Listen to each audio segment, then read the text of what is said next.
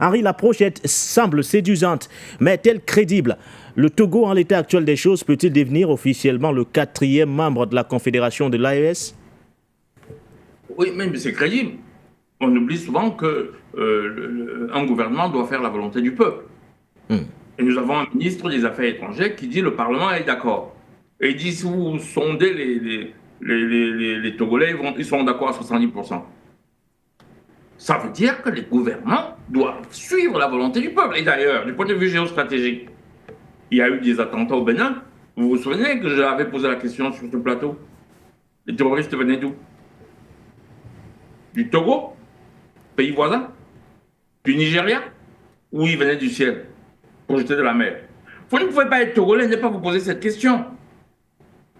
Vous ne pouvez pas parce que vous partagez une frontière commune avec le Bénin.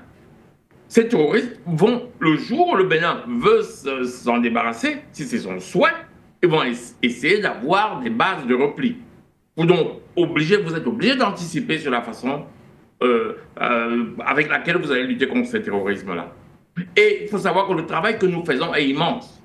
Voilà un ministre qui est en train de nous expliquer que tous les pays africains aujourd'hui, Gabon, Côte d'Ivoire, tout le monde va aller dans l'AES. C'est le travail immense de conscientisation que nous faisons. Ce travail d'ailleurs qui est un travail ingrat. Mais vous voyez comment, vous pouvez demander à n'importe quel Africain aujourd'hui, il va vous dire, attends, je l'avais dit sur ce plateau, si on va en finir avec le terrorisme en Afrique, tous les pays doivent être dans une alliance contre le terrorisme, au lieu d'avoir des puissances étrangères qui instrumentalisent certains pays. À vous écouter, Henri, quand on vous écoute, Henri, on a l'impression que c'est tellement facile. Il suffit de dire qu'on a envie d'intégrer l'AES et tout de suite on le fait, Henri. On a l'impression que c'est tellement facile. C'est facile. En même temps, il y a une difficulté. Il y a une difficulté d'ordre financier.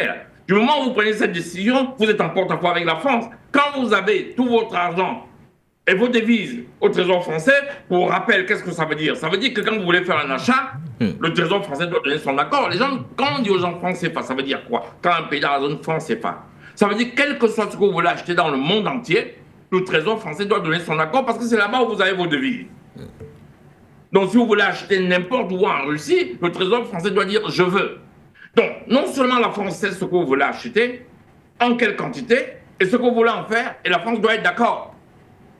Si la France dit « moi je ne paye pas ça », ben vous ne pouvez pas avoir. Et c'est la raison de la faiblesse de nos forces armées. Donc il y a des réalités concrètes comme ça dont personne ne parle, mais qui en réalité, les choses auxquelles les chefs d'État font attention.